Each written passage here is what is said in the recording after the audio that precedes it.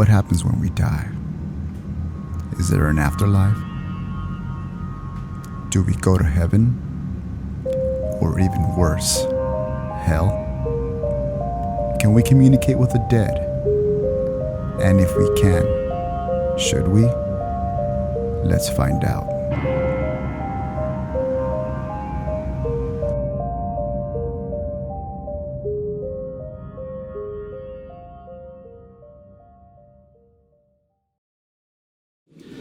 What's up, guys? Welcome to episode 16 of San Pedro Paranormal. I'm here with my co-host, as always, Carlos, aka the technician. He's having some What's up, people? some technical problems right now. Yeah, you know, Carlos was just telling me that I guess you're a lot of people, not just Carlos, but a lot of people are having issues with their internet right now. And I think it's because so many people are using the internet at the same time. So, like this. You just froze there for a little while. You froze there for a little while. Yeah. So Be like Max Headroom. yeah. So if we do have some issues right here, you know, Carlos might cut off and on couple moments, but yeah. So today we're gonna be doing almost very similar to last week's episode. You know, we're gonna be talking about a few different things. So yeah. Anyways, how was your week, Carlos? How was this week for you? Yeah, it was a struggle, but I kind of made it up with working on a couple of projects here. Last week you mentioned that I was working on a few projects, and we talked about the little arcade cabinet, and I'm almost fully done with it. I just need to paint it and create a little support structure for it in the inside, and I'll have myself a little bar top little system there. Yeah. And everything else is pretty good. It was May the 4th on Monday, and Cinco de Mayo, I believe, on Tuesday. And I celebrated my birthday because my birthday falls on May the 4th. Oh, yeah. So I'm all Star Wars. If you can see it, that's, but I'm all Star Wars right now with my coffee mug and my shirt. Yeah, you can kind of see that R2D2 coffee mug. But yeah, you know what? I did see that you were. I did see that video you posted of that little arcade machine you're building, and you're kind of like you were having an issue if either to extend it higher or make the screen shorter or something. Yeah. It's one of those things, you come towards a crossroads with every build. It's with anything. Mm-hmm. You have to say, hey, am I gonna spend more money on this project and make this thing taller? Or am I just going to say, well, let me sacrifice a little bit of screen real estate, and all I did was get the screen and shove a portion of it below the cabinet where you can't see a certain part of the screen, and just adjusted the actual display of where the game is. So the game is 3/4 up on top, and the rest is empty, just blank. And that's covered by the control panel of the joystick. So I kind of cheated. Yeah. But it came out really well. Yeah. That's cool. I really feel like going to Home Depot and getting more wood and doing all that stuff. Yeah, it's looking really cool though. So maybe next time. Yeah. You know what? Before we start today's episode, I do want to do one honorable mention to my gardener, because the thing is, with the whole coronavirus thing, we kind of stopped servicing the yard and stuff.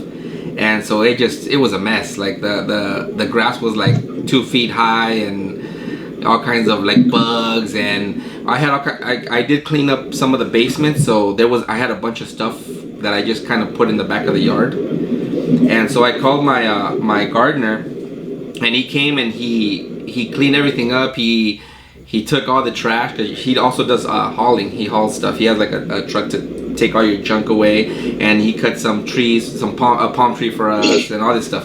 But anyways, quick shout out to him.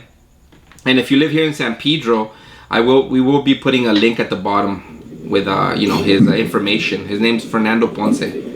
You know Fernando Ponce, don't you? Do you know Maria Ponce? Okay. Can you hear me? Well, anyways, yeah. So. Oh, okay. I think I heard Maria Ponce. Yeah, Maria Ponce. Yes, I know her. Yes, I know her. Yes. Yeah. So, anyways, he does a gardening service, and he's really good. So, I promised him I would do a little shout out here on the show. So, if you live here in Pedro or any of the neighboring cities, PV or Wilmington, Carson, Torrance, Long Beach, go ahead and contact him, Fernando Ponce. But yeah, Carlitos, I told you, right, that I got that. I had posted on our San Pedro Paranormal Facebook page that I ended up buying that Ouija board that I talked about. Did I talk about it in the last episode? Or a previous I believe one? You did. You might have mentioned it. Yeah. Well, anyways. Then you gave me a little bit more information through the week, yes. Yeah. I found this Ouija board on, online from a seller locally here in not in town, but it was in Palos Verdes. But I got this board. They were basically giving it away. Got it for $10, and it's one of the original boards from 1972. So let me go ahead and So it's this one right here. Well, you can see right here, right, Carlos? Yeah, there you go. Yeah. So, anyways, this is the I guess one of the original ones, because we did do an unboxing for the newer versions of this, which is right behind me. And it doesn't. 2. Yeah, episode 2. It doesn't look as cool as this one here. But I did want to share the kind of like the story behind this board, which was that the family that actually moved into this house, they ended up finding this board up in the attic. And I think Carlitos just cut off here. But they found this board up in the attic. And I guess the person that used to live in the house before passed away in the house. And I guess this was back, I think in the late 80s or early 90s. So the family that purchased the home, they ended up finding this up in the attic, and they did end up playing it. And this is the one where they communicated with some like spirit that was like a troublemaker. And they told me, if I do decide to play it, just not to when the spirit comes up, I'm not even gonna say the name of the spirit, but if he ever does come up while using the board, to not accept anything from him. Like if he wants to like join the party at your house or something. But yeah. So anyways, I did. The box wasn't sealed, so I already saw what was inside the box. It's just your Ouija board and the planchette. But there was one thing, Carlos, that I did find kind of strange, and I don't know if the family that had this board did this to the board, or if the original owner did it. And you know what, the family that I purchased it from, they really didn't want to, they didn't want to be mentioned on the show or anything, and they didn't really want to get into any more details of the board. But when I opened this board, I did notice that the board has some kind of like a weird. Here's the actual board right here. Okay. But the board has some kind of weird. I don't know if you can see it, Carlos. Right here by the no. Do you see that? Okay. Yeah. Is it like a stain? No, it's not a stain. It's like it looks like a piece of, like a plastic, like a round, a round piece of plastic that's just kind of glued onto the box. I mean, not to the box, to the board. So what I was thinking is, I mean, if you have this glued on there, and you when you grab the planchette, that would kind of get in the way of when the board wants to answer no, it gets in the way, so the planchette can't go to no. So I don't know if that was done. I don't know if that was done on purpose, but yeah, right. Which still doesn't make any sense, but yeah, it's weird to have it there. And I mean, it's weird that they it's almost like they glued it there, but then, I mean, why would you glue a piece of, like, a round piece of plastic, right? And hopefully, Carlos, I'll take a picture and we could put it on the actual screen so people can see what I'm talking about. So it's weird that they glued that on there and then they didn't take it off. But I think that's the only thing that was strange about it. But I mean, the board looks a lot. The board does look a lot cooler than that other one we opened on episode 2. Oh, definitely too. Yeah. And I noticed that the writing is a little different. The art it's actually a little cooler. The people that are on the bottom there, playing with the planchette. Yeah, that's right. What really gets me is this little area in the bottom, which is more like a historical thing. Parker Brothers Inc., Salem, Massachusetts, USA. I think that was pretty cool. That's right. And Well, the planchette is just your, your regular, like the other one we saw. Parker Brothers. So how is that? Is that one larger and it has a stronger lens, or is it about the same? I think it's the same. It looks about the same. Okay. Yeah, no difference. I mean, the only thing that I did notice was that the little legs on this planchette have little cottons to make it easier for the planchette to glide on the board without scratching it. But right, like those things you use, those coasters you use on your furniture. Kind of, yeah. Oh, that's a nice touch. Yeah, it keeps it from scratching it. Yeah, that's pretty neat. So it keeps the board looking nice and new. Yeah, but yeah, Carlos. So I don't know. I mean, hopefully when everything goes back to normal and the whole coronavirus thing is over, maybe we could play with this bad boy.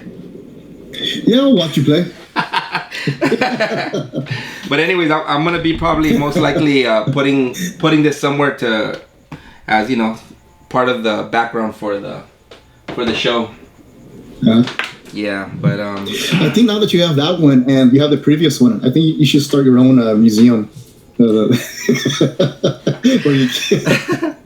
you keep all of your haunted all the items Ouija boards, locked away from the public.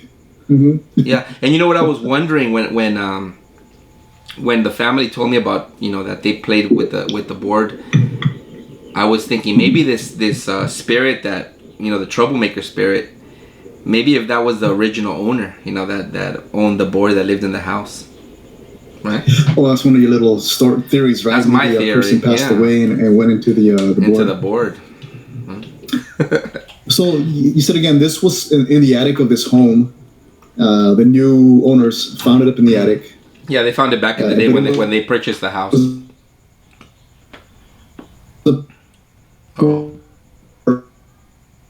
How long was it up there for? How long was what? So it's the original 70s. How long was what? How long was it up in the attic again? How long was the board up in the attic again? Well.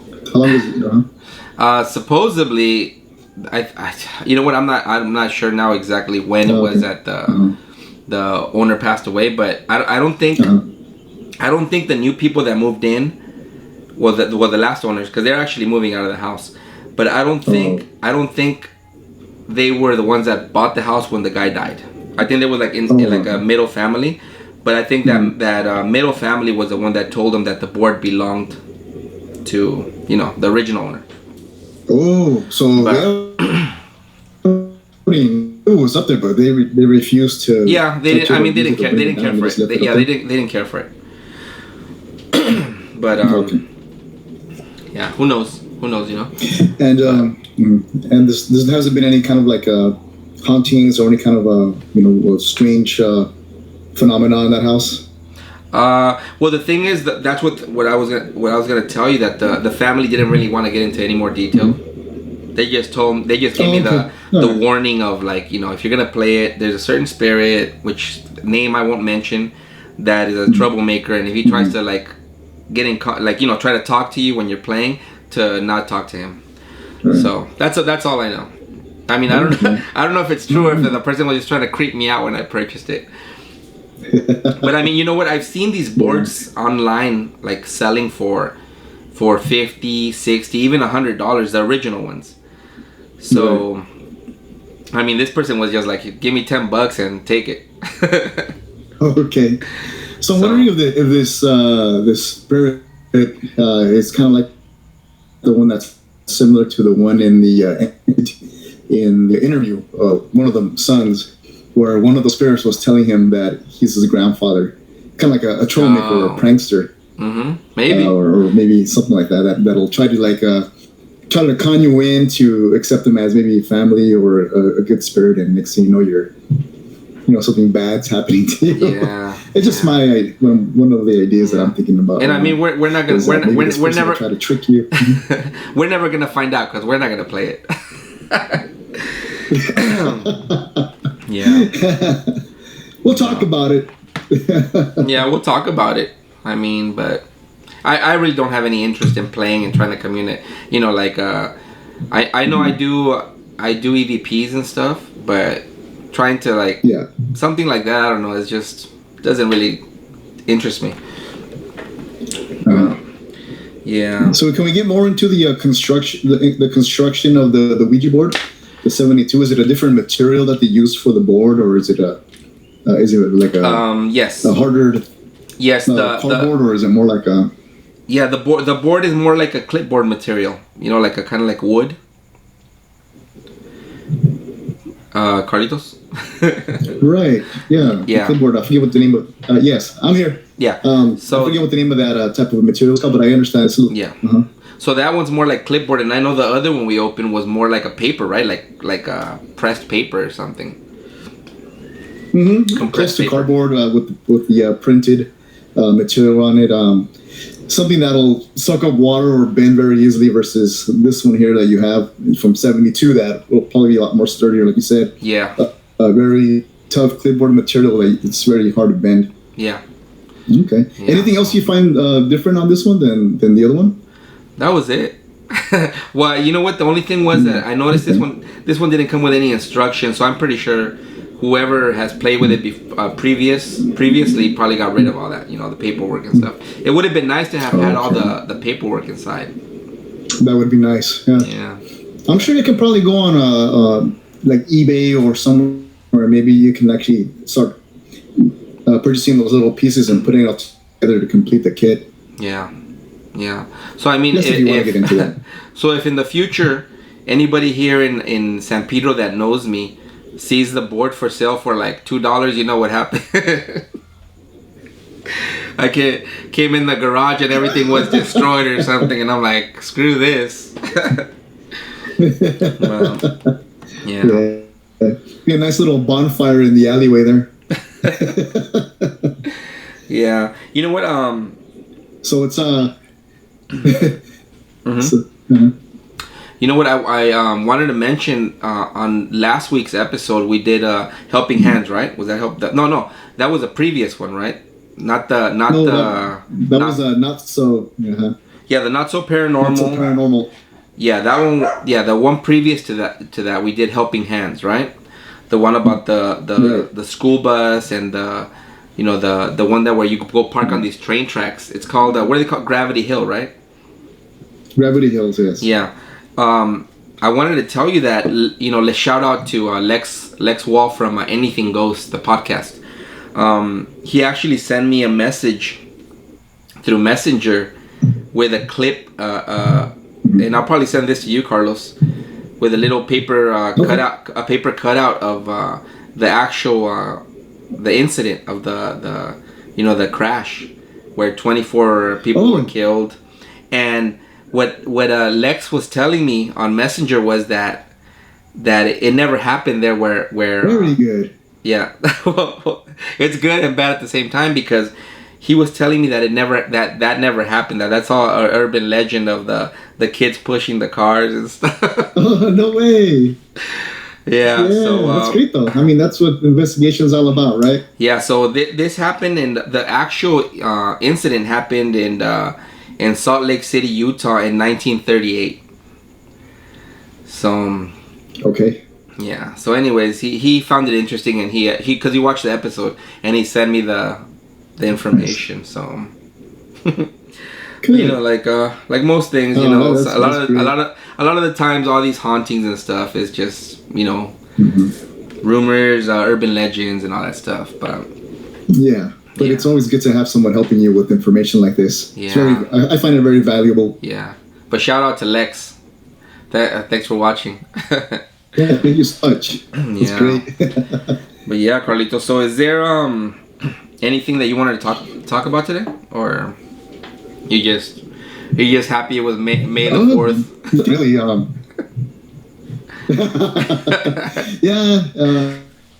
May the 4th was my birthday, and I had a social distancing get together. So me and a few friends were all in, you know, the mass, and everybody was we did a little extra 9 feet apart, and we just had a few beers together, and nice. From there on we left. Nice. So this is cool. That's cool. And did you guys? I had one of my other friends. Did you guys dress like Jedis and stuff? No. No. We just did the nerd thing and just wore Star Wars shirts. Let's see. I got a nice birthday cake from one of my friends. I got a lot of nice messages over the phone and through Facebook and Instagram. So I do appreciate everybody that wished me a happy birthday. Hey, And I did see that cake. Who made that cake for you? One of my friends, she got it for me. It's the place is in Torrance. Okay. But I wish I knew the name so I can give it a good shout out right now. Was it really was it the Torrance Bakery? No, I don't think it was that one. Really good cake, and right now I'm a very picky eater because I'm not eating any meat or dairy products. Mm-hmm. And it made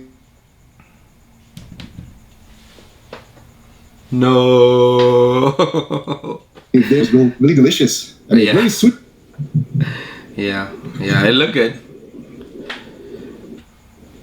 Yeah. That's cool. But yeah, you know what I did? I did get called through is it Google Duo? That's what we do, right? I did get called by the cousins, like by Chris and Beto, and shout out to Chris, Beto, and I think Mike was there and Anthony Camacho. But yeah, so Camacho. Yeah, they did like a group call, right? So I answered and I was like, "Where's Carlos?" And I think that's the day that you ended up going out with your buddies. But yeah, they actually did message me that day, and I had to make it very, very, very brief with them because I was there with a couple of friends, and I didn't want to. I don't like to be on the phone when there's other people around, so I had to cut it very quickly. But they did wish me a happy birthday, and I do appreciate that. Yeah. Thank you, cousins. Yeah. Hey Carlos, did you watch that new video that was on Facebook? Like I think they actually put it on YouTube of that lady right here in Palos Verdes that went to Trader Joe's and didn't want to put on a mask. Did you see that? I did see it, yes, and what do you think?